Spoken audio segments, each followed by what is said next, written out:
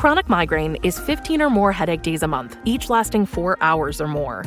Botox, onabotulinum toxin A, prevents headaches in adults with chronic migraine. It's not for adults with migraine with 14 or fewer headache days a month. It prevents, on average, 8 to 9 headache days a month versus 6 to 7 for placebo.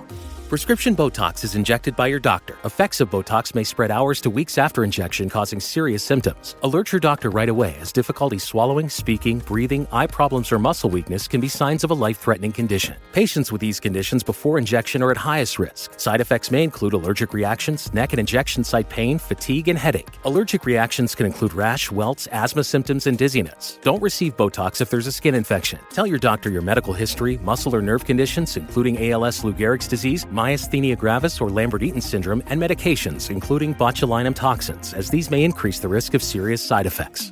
Ask your doctor and visit BotoxChronicMigraine.com or call 1-800-44-BOTOX to learn more.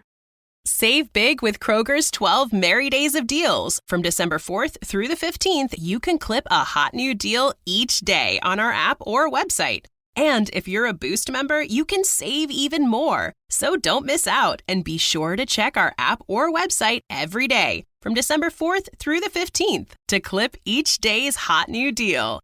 It's 12 Merry Days of Deals, a holly jolly way to save for the holidays at Kroger. Clarksville's new Get Fit headquarters. Trifecta Fitness is a state-of-the-art spin and strength training studio. Our spin studio is truly one of a kind in this area, complete with 20 state-of-the-art live fitness bikes and an incredible sound system. Our strength training is done in small groups of 6 or fewer, and all of our strength and spin classes are scalable for every level of experience. Come see us in the heart of Clarksville, just behind MAPCO at the corner of Old Trenton Road and Wilma Rudolph Boulevard. Call us for more info at 931-542-6265 or download our Trifecta Fitness app for a full list of upcoming classes. In October 2019, Arlington, Texas was chosen to be the home of a new national museum, unlike any other. The National Medal of Honor Museum will be a unique home of military history. The 100,000 square foot museum will house exhibits, archives, and artifacts relating to the 3,500 U.S. troops who have been awarded the medal, the nation's highest honor for valor in combat. The museum will have 31,000 square feet of galleries dedicated to U.S. troops who have received the award. The museum CEO, former Navy SEAL and NASA astronaut Chris Cassidy, said the museum will focus on education as much as preservation. The building will have 5 areas dedicated to Medal of Honor winners from the Army, Marine Corps, Navy, Air Force, and Coast Guard. The main gallery will be located in a central plaza under a 25,000 square foot slab of steel, which will appear to be suspended in midair. It will be supported by 5 pillars. Black Rifle Coffee is a corporate sponsor of the museum, as are the Dallas Cowboys. The museum's board also includes over a dozen major corporations and 6 Medal of Honor recipients, including David Bellavia, Patrick Brady, and Britt Slabinski.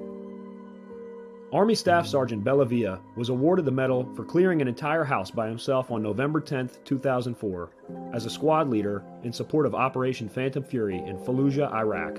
He killed 4 enemy fighters and wounded a 5th in close quarters battle. Army Major General Brady flew and coordinated the evacuation of 51 seriously wounded men during a firefight in Vietnam in January 1968. Slabinski, a Navy SEAL chief and team leader, led a rescue team of SEALs during Operation Anaconda in Afghanistan in March 2002. Slabinski and his team flew to a mountaintop ambush site to rescue Petty Officer First Class Neil Roberts, who had fallen from the back of a helicopter. Slabinski led the team through almost constant combat against an entrenched Taliban force. Along with the board members, former presidents Jimmy Carter, Bill Clinton, George W. Bush, and Barack Obama serve as honorary directors. The museum is expected to open to the public in late 2024. All right. Welcome back. MisFitNation. MisFitNation. The MisFitNation Show. We are a show founded by a veteran and hosted by 2 veterans and a military spouse. Our mission is to get people to tell their stories to the world. If you're an author, share your tips with the MisFitNation. If you're a musician or an actor, our audience needs to know how they too can get into the business. Coaches, we love our coaches. Come on and share your tips with the Misfit Nation to help them become better versions of themselves. If you are a corporate leader or an entrepreneur, Come on and show how you did it and how hard you have fought for success. If you are a veteran, first responder, or Gold Star family, we would love to have you come on and share your story with the Misfit Nation. We always have time for you. If you're feeling down, alone, or starting to see the darkness, stop. Think about those who are around you. You are not alone. You will be missed. If you feel like your problems will be a burden to those in your inner circle or feel embarrassed, dial 988. If you are a veteran, take option 1. We need you to keep pushing forward. Don't make a permanent solution to a temporary problem. If you are a new listener, welcome to the Misfit Nation Show. Be sure to subscribe to our show on your favorite podcast app. Also on our YouTube channel at @the_MisfitNation. Subscribe and click the bell to keep you up to date on our latest episodes and all of our news. You can also find us on Heroes Media Group and About Face Radio. Now, let's get to the show!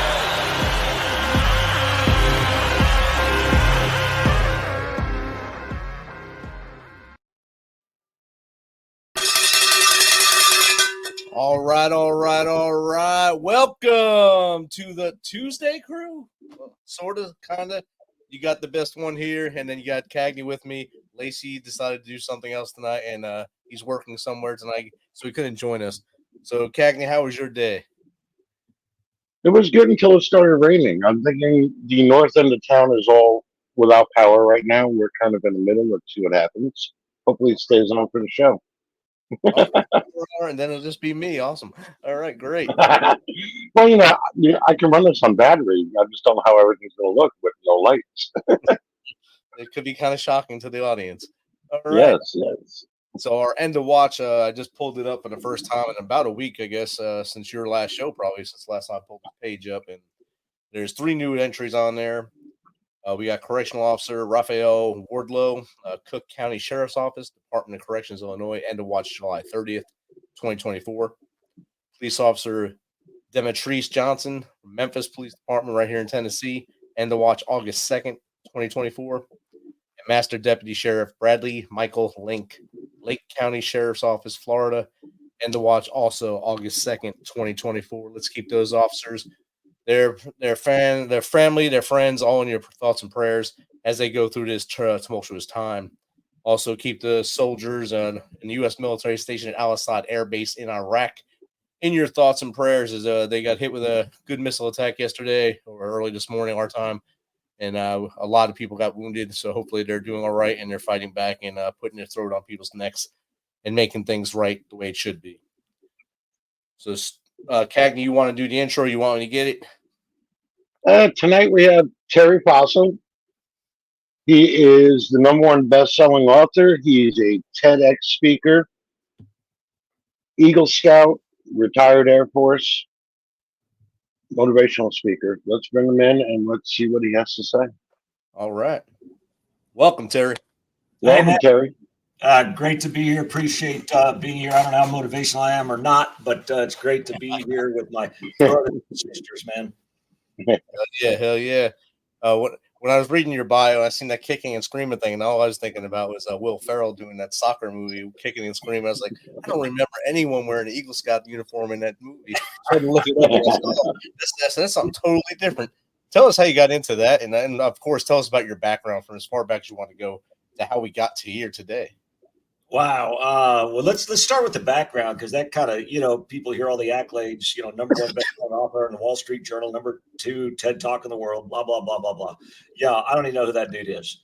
Well, it's true. It's true, because I was raised in literally the poorest city in the entire United States of America, a small Texas-Mexico border town that everybody's heard of, McAllen, Texas. It's been in the news, all the border crossings, cartels coming across, And don't get me wrong, I love my hometown, I really do, but it can be a little rough growing up there sometimes with all the gangs and the drugs. I was on the wrong end of an assault rifle in junior high in my own back alley. And when I was in high school, my father was killed. Before he died, one of the neighbors came up and said, I just want to make sure you understand something. Those 3 boys of yours, your 3 sons, not a single one of them will ever grow up to be anything. So that's my background. That's where I come from. So, again, all these accolades and stuff, I don't know who that guy is. All I know is the guy's never going to grow up to be anything. So, we may have a lot to talk about on this show, because I know everybody here has gone through challenges. Everybody's going through challenges. I just want to make sure everybody understands, all of us, sans none of us have not gone through something or aren't going through something. We all are. You're in good company. Definitely. And I think if you listen to country music, Jelly Roll, he says it best in his new song, "I Am Not Okay." But it's all going to be all right. You grew up in like you said, McAllen, Texas. The only reason I knew that city's name is because every one of my MREs had McAllen, Texas stamped on it. Right on, man. Right on. Either packed or something in McAllen, Texas. I said, yeah, I know that town because I've seen it on many, many meals I ate while you were eating steak and lobster in the Air Force. And let me assure you, we were eating steak and lobster in the airport. Let me assure you of that. Even in Egypt, we've got stories that we can talk about, ops out of Egypt where, of course, we went over, we're going to go over to the Army base. They said, do not tell them how we're living right now. Like, all right, I get it. Exactly. Bad things occur at that point. Mm-hmm. Yeah. What made you make that turn to go to the Air Force? Did you apply to the academy, or did you go to college and ROTC scholarship? Well, I think it started off in the Boy Scouts, quite frankly. I'm big, like I said, Eagle Scout. I'm still a huge volunteer, represented all the Boy Scouts of America on that survival reality show we'll go back to.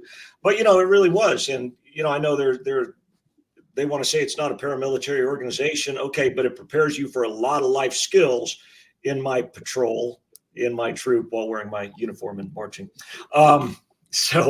No, I think it really did prepare me for the military. From there, I went into the Corps of Cadets at Texas A&M University, which puts out more general officers than any of the academies. Sorry, academy folks out there, but and that was indeed hardcore. That was seriously hardcore stuff. So when I got to the Air Force, I went to what we call boot camp, right? But we call it summer camp. We've been through the Corps at A&M because it's nothing compared to what we've gone through for a couple of years already.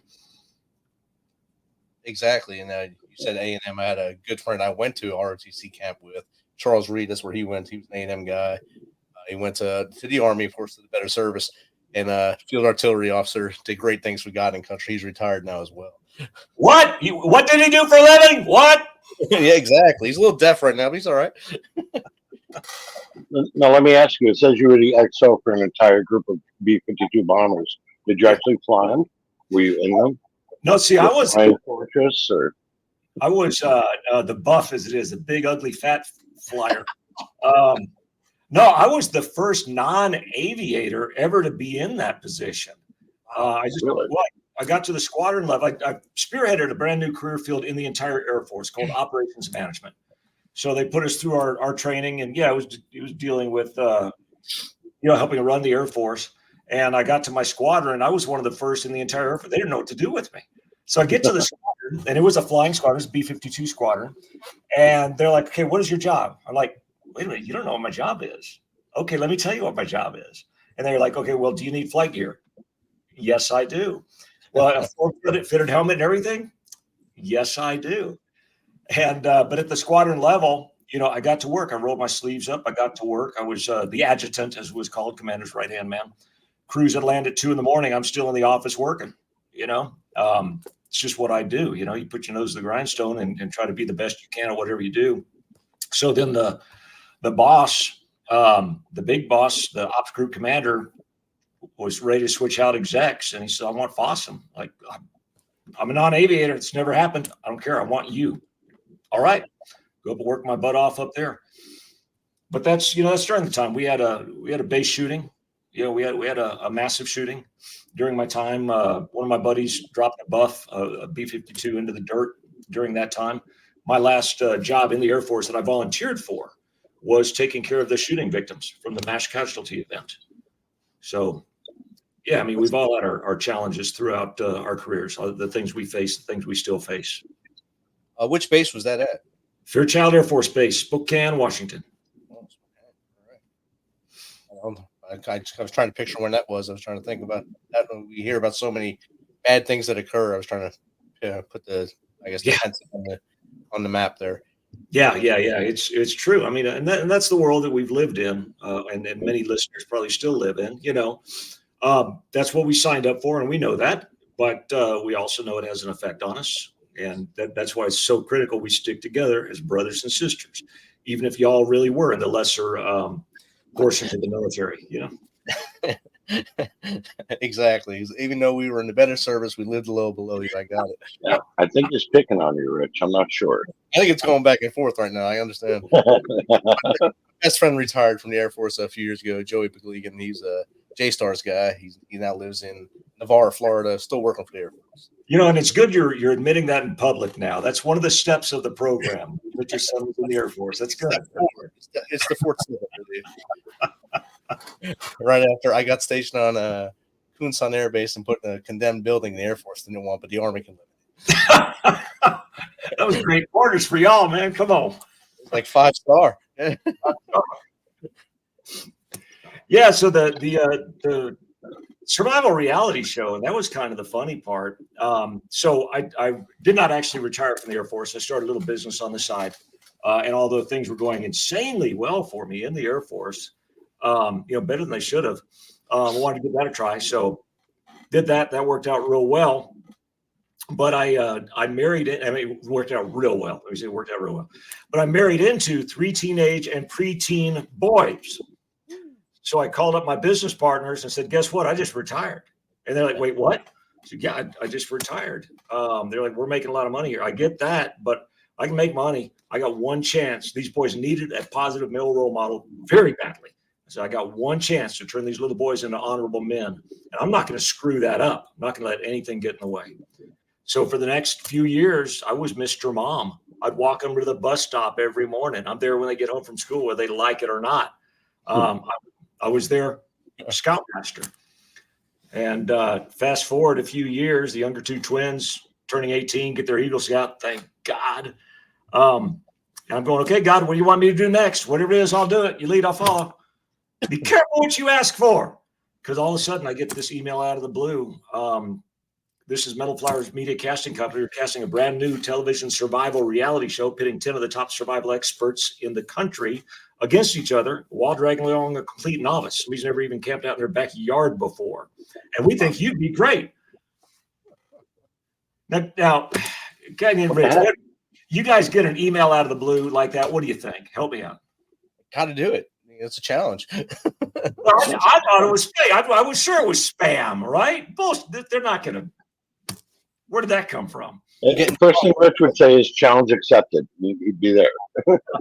Well, I would think I'm getting punked first, and then I'd say challenge accepted. Well, I turned out I was going to be the oldest person on the entire show against a bunch of special forces guys, Marine Scout sniper, mercenary who helped take out Saddam Hussein, 4th degree ninja black belt. I'd seen on Naked and Afraid all stars, except for the fuzzy parts, survival instructor, military survival instructors, and me, the fat old scoutmaster. And they wanted me to wear my Scoutmaster uniform representing all of Boy Scouts of America going up against that. No pressure. No pressure. I've seen on IMDb. I've seen your picture with your kerchief on and stuff still. He's still got it going on there. Here it is. Well, as it turned out, and of course, all that stuff, I mean, it's casting. It was all real. Everything that happened was real. People ask me a lot, is it bullshit? Is it real? What's the deal? No, it was real. It wasn't exactly like we expected, but it was real. I lost 26 pounds on the show. Wow. Yeah. So I came back a lot skinnier. Of course, I had 26 pounds to lose, and don't you worry, I found them again. But they didn't mention. Yeah, I'm prior military also. No, granted, not special forces, not Army, Air Force. Granted, but I've also done excursions, solo journey deep into the Arctic Circle, survival in the Amazon jungle, all that kind of stuff, just for fun, and a black belt. And my partner, I ended up winning the whole stinking show. Nobody's more surprised than I was. I bet that was awesome to win and look back at those guys and the other teams and say, look, I just did this with my Scoutmaster outfit on, and I was not special ops in the Air Force. I was just a guy in the Air Force. Yeah. Well, and to me, and I'm a man of faith. And I told everybody going in, I told them I don't want to do this show. I have no desire to do the show. But if you're going, okay, God, what do you want me to do next? I'll do it. And then you get an email out of the blue, I'd call the whole thing blind faith. Look, I told the rest of the people that were there, I told the producers, I know I'm not here to win. I got no delusions of grandeur. I get it. But I am here for a reason. And at the end, we're down to 2 teams, those side interviews like they do. They're interviewing me and they're going, how terrible would it be to come this far? This far, you're the final 2 teams. It all ends today and you lose. How terrible would that be? I went, no, tell you the truth. It'd be fantastic. It'd be awesome. And they're like, wait, what? This is Hollywood here, boy. Wait, what? I said, yeah, I told you from the start. I think I'm here for a reason. I think God put me here for a reason. If that reason is to help Brady and Claire, the final competitors, win, outstanding. His will, not mine. And which tripped them out. They weren't exactly expecting that answer. And believe it or not, that answer never made it on the air. Can you believe that? It's always the good answers that don't make it on the air. It's the ones that, I guess, drive more buzz, more viral sensation, but where buzzwords come out, and that helps the ratings go up. Yeah, and that could be. And I don't want to say anything bad about the executive producer, Matt Kuhn. Is an amazing man, good man. And then at the start, I went up to him before we started rolling. Right, I said, look, I want to make sure because I know you can edit and make me look like I said or did anything, whether I did it or not. I'm representing all the Boy Scouts of America. I don't care about me, but the entire perception of every viewer of Boy Scouts is going to be based on what they see. I want your word that you won't make it look like I said or did something that I didn't do. If I screw up, show it.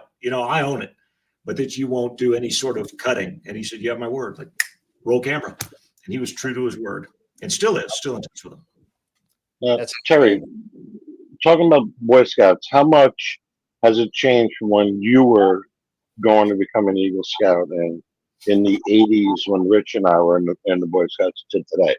In your mind, how much has it changed? Yeah, absolutely. And of course, being kind of representative, because now I go around the country speaking at scouting events, raising money, right? Because I'm the scout on the reality show. And I'm very involved on the local level, and the board president, et cetera, et cetera, et cetera, et cetera. It hasn't changed, guys. Okay. I know everybody's like, oh, it's different. It's not like it was. Bull crap. Okay. Can you tell I'm trying to be so the teachings are the same. It's just I don't know. When I see kids marching in parades, I don't see them in full uniform like we used to do. It's like more relaxed. I see stuff like that has changed, but the teachings itself is all the same. I think first of all, it depends on the unit. They're back in my day, and of course, we're in a poor area. We didn't have full uniforms. We didn't have that. We wore blue jeans. We grew up in Jersey City, New Jersey. We weren't that rich, and we had full uniforms. If we were in a parade, we were 100% set for that parade. I believe that for your unit, but I also know that is not ubiquitous. That's not universal. Never was, even in our. Yeah. So to answer your question, Scout Oath and Law. That's the only thing that matters, and that is rock solid. But wait, they let girls in now. They let girls in back then. Well, they let gays in. Guess what? There was gays in back then. We just didn't know. We just didn't talk about it. Yeah. And what I tell people now across the country is, look, my job as Scoutmaster, my job as a Scout leader is, again, to help young boys become honorable men. That's my job. Now, my sons are now grown up and they're marrying. I want them to marry honorable women. So do I think it's cool that I can help girls become honorable women? Yeah, I do. And let's talk about gays. I know that's a big thing. If somebody's going to be gay, they're going to be gay. I want them to be honorable. I want them to learn to be trustworthy and loyal and helpful and free. That's what we want. And nothing, guys, has changed from the thing that really matters: Scout Oath and Law. That's what I was wondering. Like that was the biggest thing. As long as the teaching is the same, I'm good. Like I say, but I just noticed the lack of this and lack of that sometimes. That's why I was just wondering about that. Well, the press has a heyday, and there's. You got to watch everything you see online these days, too. And anytime there's change, people are going to trip out. Well, guess what? The Scouts that we were in isn't the same as the Scouts 10, 20, 30 years before that either. Right. But the ethics has held true and still remains to this day. The only question I have on the modern scouts is why the popcorn? Why is it so expensive? Why do they do that to those kids? Because we can't get the cookie contract. It's been stolen already. You could sell hot dogs. Walmart, those young guys and gals that are selling that popcorn. I can't even afford that popcorn, but here's $10. Do what you can with it.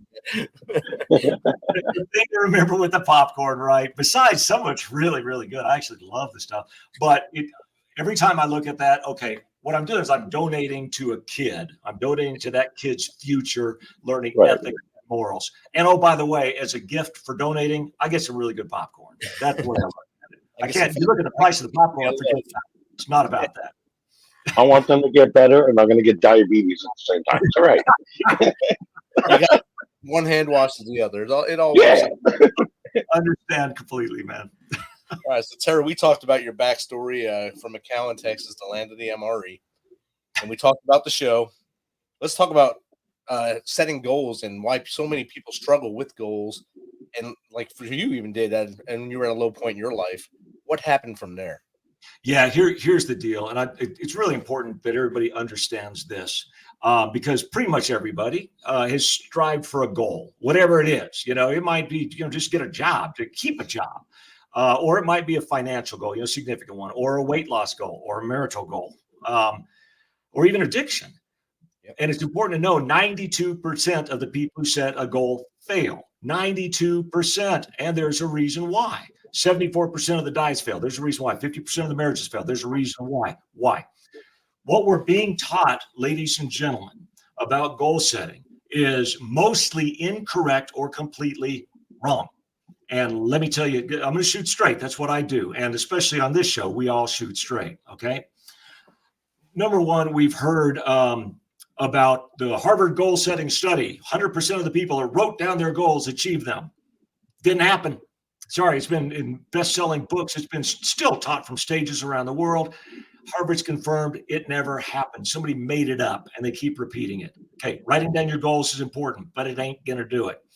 Positive visualization, these days especially, drives me insane. Just visualize it, and the universe will go to work making it happen for you. No, you got to work. Lord helps those who help themselves. So does the universe. You got to get up off your butt. Positive visualization is important, but it's not going to do it. Let's talk a little science, then we'll talk about what happened to me at one of the lowest points of my life. Okay. I learned about something called prospect theory, because we're going to talk about why goal setting hasn't worked and what we do about it. Prospect theory taught us we'll do more to avoid pain than to go toward pleasure. We'll do more to avoid pain than to go toward pleasure. Here's the deal. We associate pain with getting out of our comfort zone. Go figure. Okay, right? That's pain. We'll avoid pain. We'll avoid getting out of our comfort zone. Therefore, no matter how much positive visualization we do, bunnies and unicorns and little fields of flowers and how amazing life is going to be, it's not enough to get us away from the pain of getting out of our comfort zone. We'll do more to avoid pain than to go toward pleasure. Okay. The Oxcart Technique, and very blessed that my book, when it came out, the Oxcart Technique, Blueprint for Success, hit #1 best-selling book on Wall Street Journal, #1 on Amazon, #1 on Barnes & Noble, USA Today best-selling book. It's been named the biggest advancement in the science of goal setting in recent history by one of the 50 best brains in science, et cetera, et cetera. Okay, why? Because it applies Nobel Prize winning science of prospect theory.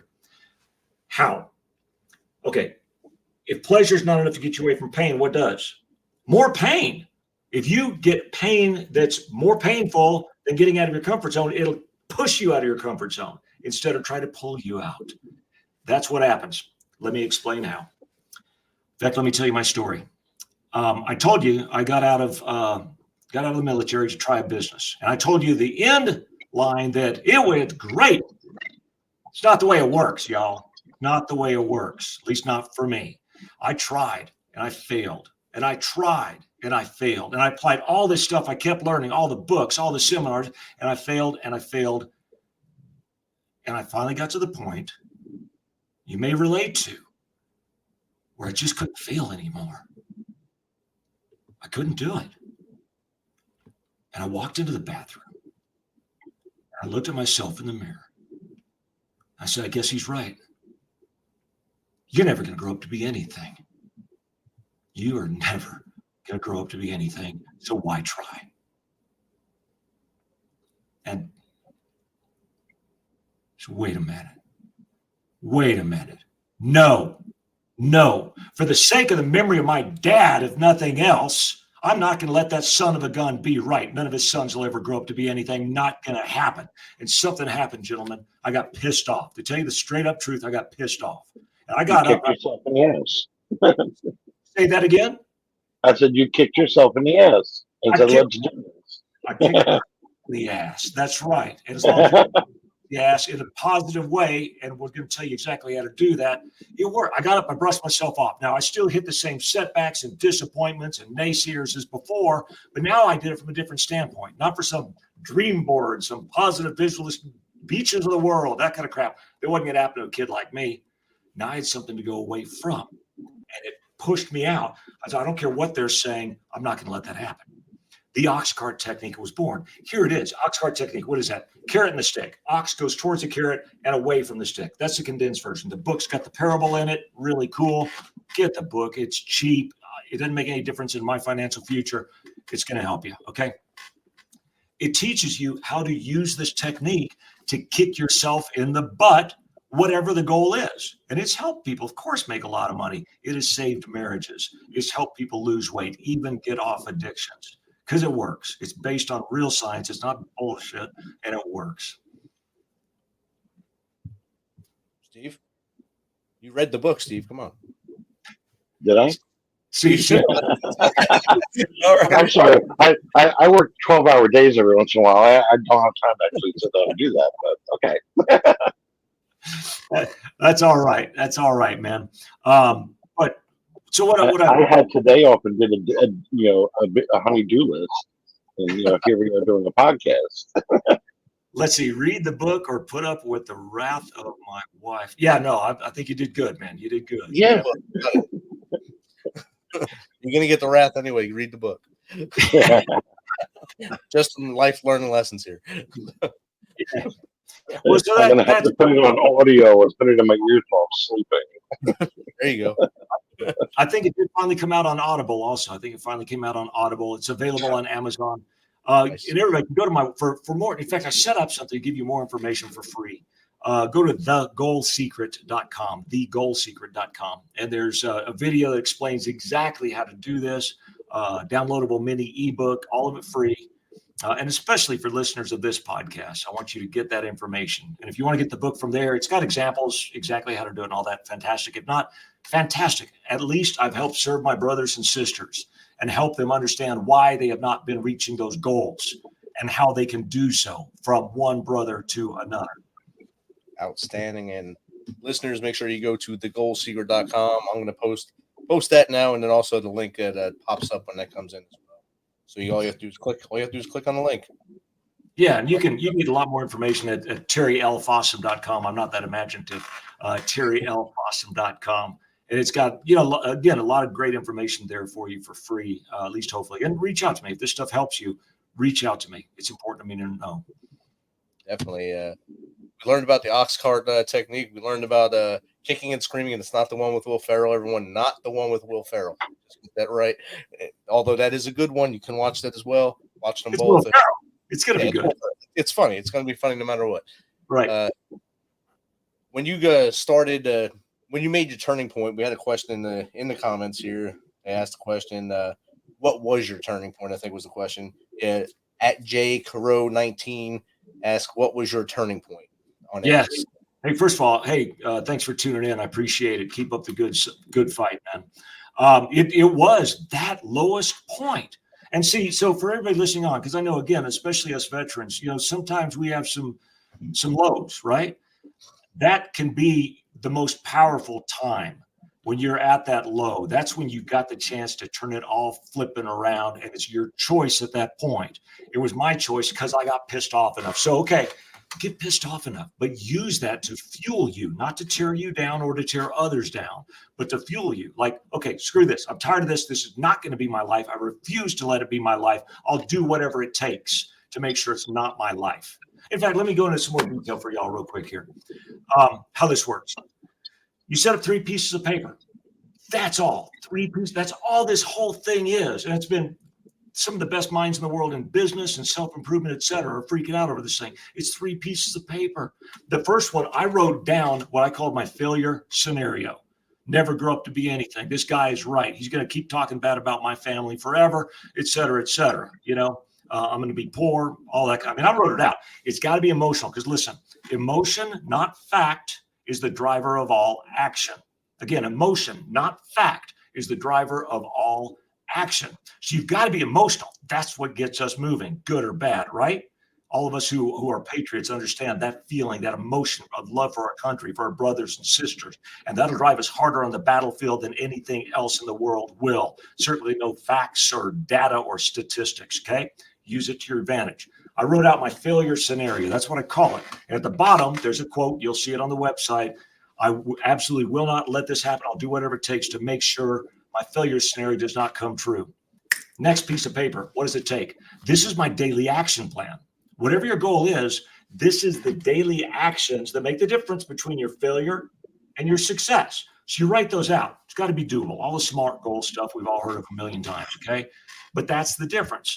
So after that, you read that and you're already going, crap, I'll do it. All right, fine, I'll do it. I'll do it. Now you read your success scenario, your positive visualization, your carrot. This is how amazing it's going to be because today I took the actions on my chart to make sure it works out. At the bottom, this is the way it's going to work. It's the quotes on the website. So what happens? It's problem solution format. It's like any good movie. Something bad's happening, and the hero's got to come in and do these exact things to save the world. And when he or she does, the world is saved and we'll all be merry and bright. Well, in this case, you're the hero. You know what to do. It's harnessing your emotions to stick to it. Not just bunnies and unicorns, but everything that actually works. Rainbows and butterflies. There we go. Rainbows and butterflies. Yeah. Hell yeah. If your life was a movie, what would it be called and who would play you? Oh God. Can't pick Matthew McConaughey. He's a Longhorns fan. So. Oh man. First of all, I'm trying to think of the ugliest actor that there is, and I got nothing, man. I got nothing. I was going to say Bruce Willis isn't working anymore. He did the last Boy Scout. So. There, nicely done. Nicely done. Touche. I don't know. I think that's got to. You know what? No, Blind Faith. I think the name of the movie would be called Blind Faith because that's where I go through all life. Just blind faith, man. Who would play me? I don't know. I got nothing. Whoever the goofiest person that you can think of is, that's the one. I would go with Samuel L. Jackson. I'll take that. Thompson there, so Blind Faith, mother effer. You got it. Yeah, I think you might have pegged that. I'm not allowed to say those in public as it is, but if we were off camera, yes, we did that. One of the interviews, I'll tell you this real quick. One of the side interviews back on the show. And again, I'm in uniform. I know the entire world, whatever, a couple million, whatever people are going to see me. So I know I'm being judged. Everything I say, everything I do is being judged. I get that, right? But on one of those interviews, then as soon as I saw the camera light go off, there's a little red light on the camera. As soon as I saw that go off, I kind of just led into something that they didn't expect me to be saying. And they're like, oh my God. Yeah, your Samuel L. Jackson thing? Yeah, maybe. See, there it is. There it is. Every setting that he works in. He can work in a kid's movie. He just has MF and kids. So it all rolls out. You're killing me here, man. That's our job here, to make you happy and get the audience pumped up. You've had the audience pumped up for the last 37 minutes or so. I know they've been engaged. They've been in a chat. They've been asking questions. A lot of people are jumping in and out, and they'll watch it later on. A lot of people watch it later on YouTube because they're probably watching the Olympics tonight. So go USA. I think we got a few more goals today. Gabby Thomas won the 200. I'm sorry, very fast young lady. I would not want to get chased by her because she is lightning fast, and a Harvard graduate at that. So Harvard produces fast people as well, not just all the schools in Texas. Love it. So if you had to do it all over again, Terry, would you go in the Air Force, and would you do the things you've done so far? Would I go in the Air Force? Without question. Now, would I stay in the Air Force? Might be a question, because again, I got into business, and once I hit my low, my entire life turned around, and using the Oxcart technique, and things have gone pretty cool. That being said, I think I kind of, in a way, wish I'd stayed in that. Civilians are fantastic. They're wonderful, but there's something about military people. We all know that. Yes. And that culture there, that's pretty spectacular.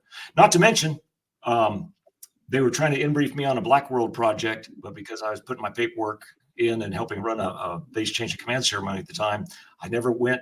They're going to fly me into the Pentagon to in-brief me. I never went. I'll never know what that was. And they're offering me some pretty cool positions in the Air Force if I stayed in. But and again, that's just because I work hard. Just work hard, have a good attitude. Definitely. Terry, you taught the audience a bunch tonight, from how to survive on a reality show, how to get through life, even when it gives you that sucker punch early on, and you have to battle through things to get through life. And then also your success as a businessman, entrepreneur in life. What's some advice you would give our audience, the Misfit Nation? What would you tell them? 3 things that make them a better human, 1, and 2 is more successful human. So many things, right, that we all want to share, especially when you get to be as old as I am. One of the things, though, I think a lot of us veterans have trouble with is, again, military people are a special breed. We get the job done. It's yes sir, no excuse, sir. So we just get crap done. We don't whine, we don't bitch, we don't complain. So when we get on the outside, it's a culture shock sometimes. But I think what we need to try to understand, because a lot of times we react to that, and we react to those people. We got to understand, number one, they don't have the background that we do. They weren't in those situations. They weren't taught what we were taught. And it's a certain type of person, I believe, that's attracted to the military. The whole world's not like that. So give them some grace. Give them some grace that they don't have that background you do. They're not going to act like you do. The next part, though, is give yourself some grace as well. You've been through a lot. You've seen a lot. You've done a lot. You're going to act out sometimes. You're not a horrible person. You're not a bad person. You screwed up, maybe again, but give yourself some flipping grace, man. Try to stop doing it. Get some help. My God, get some help, but give yourself some grace. The next thing I think is, a lot of times we think, well, I used to kill people for a living, so that doesn't really help my outside job prospects. But in truth, you got so many. Understand the skills you do have. Don't think about what you don't have. Think about what you do have. You've got amazing leadership skills. You've got amazing followership skills. You've got that do or die attitude. You've got that yes or no excuse or yes or no sir, no excuse or attitude, which can go far. So harness all of your strengths. Forget about your weaknesses. We all got them. Harness your strengths, man, because they are amazing. And do not limit yourself no matter what. I mean, again, I'm just an Air Force guy, and yet if you go look up my bio, I've accomplished a couple of things now.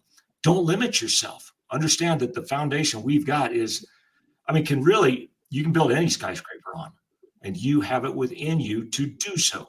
Get help, work as a team like we're used to doing, and make it happen. Does that help? Is that helpful? I think that's all helpful. Steve, what do you think? I think that was very helpful. And as you were saying, stacking victories from the same thing. Get in there, get it done, and just stack it up. Yeah, absolutely. That's our mantra here, is to stack victories every day. Beat yesterday. So today, if I have 19 victories, tomorrow I want 20. Do the same thing. Win every day. Win every day. Don't worry about yesterday. Keep pushing forward. It's all going to work out for you in the end. Yeah, absolutely. And I think that's where the Oxcart technique comes in also. It stacks your victories. Each day is a new day. And when I'm doing personal coaching with people, sometimes they'll tell me, well, today was more of a left day, meaning they went towards their failure scenario, because either one could be your future. Today was more of a left day, or yesterday was, but today's going to be a right day. Like, fantastic. Do those things on that middle plan of action, that bridge between failure and success, and make it happen every single day. Definitely. And Terry, what's the best way for the audience to get in contact with you if they want to just chat with you, learn more about you, or maybe get you to coach them. Yeah, TerryLFossum.com has got a lot of stuff on it. It's got the Oxcart Technique stuff on there. It's got the books. There's also, it's got public speaking stuff. If you're interested in getting over your fear of public speaking, there's some fantastic stuff in there for you. But it's also got, I want to tell this audience about the Blow the Bolts audio series. I'm probably most proud of that. Blow the bolts is a NASA term. You got a rocket trying to take off, all the main engines going, T-4, 3, 2, but it's staying in place. Why? Well, there's 8 bolts holding it back. We all have 8 bolts that hold us back. Self-doubts, fears, excuses, etc. That audio series on there has helped a lot of people. And I think for this audience especially, again, I kind of know a bit about the military community. The things we've been through, the things we're going through, it can really, really be a benefit. So take a look at that. Take a look at that. It can be helpful for you. Definitely. And thank you, Terry, for that. And the audience, please don't be shy. Jump in there, ask those questions, get on those videos, the audio tapes, download, ask him for a copy of his book. I believe he'll send it to you free if you ask politely. And he'll be nice. It's not going too crazy. But tell you what we'll do. Because actually I don't have the ability to do that for everybody. It's for sale on Amazon. I don't keep the books here, so I can't even work discounts for everybody on that. But for the things that are available on the website, the coaching programs and stuff, I do. So if you look at that and you go, man, I want to do this, get a hold of me. There's a link on the website. You tell me that you heard about this from MisFitNation. I'm going to give you a coupon code for a good percentage off of that program. You just tell me you heard it from MisFitNation. In fact, tell you what, here's what we're going to do. No, I don't have time to do that. I've got to actually rest too well, a Boy Scout meeting. But yeah, you reach out to me and say, MisFitNation, I want my discount, and you'll get one. Promise you. Outstanding. Thank you, Terry, again, for taking some of your time tonight to hang out with the Tuesday crew of the Misfit Nation. It's always great to have an awesome veteran leader come on the show and show different ways to be successful without going by the textbook way of doing things. So outstanding advice tonight, and thank you for all you do. Thank you guys for reaching out to my brothers and sisters. I very much appreciate that. Nobody understands veterans like veterans do. And thank you for giving me the opportunity to help reach out and help my brothers and sisters out there who are going through the same things that I've gone through, and much, much more in some cases. So guys, keep up the fight. Keep up the fight. Keep up the fight. You got this. Thank you all. Thank you, Terry. Thank you, Terry. And one more thing before we jump out. Today is the 13th anniversary of Extortion 17.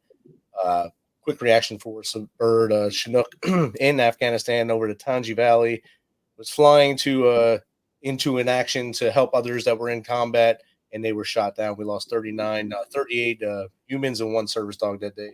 So I know their family on these anniversaries go through a lot, and their brothers and sisters who were fighting with them. Keep them in your thoughts and prayers tonight. And Terry Fossum, thank you for a great show tonight. We'll see you on the flip side Thursday night, the next show for the Misfit Nation, everybody. We'll see you then. This message is from the U.S. Department of Veterans Affairs. Did you serve in the military? If so, you can obtain a free lifetime pass to more than 2,000 federal recreation sites. These sites are located across more than 400 million acres of public lands, including national parks, wildlife refuges, and forests. The lands host activities to fit any lifestyle: hiking, biking, fishing, camping, and much more. Gold Star families are also eligible for these free lifetime passes. Plus, they cover entrance fees for a driver and all passengers in a car, or up to 3 additional adults at sites that charge per person. Obtaining one is easy. Just go to the National Park Service website, nps.gov, or the National Park Service app.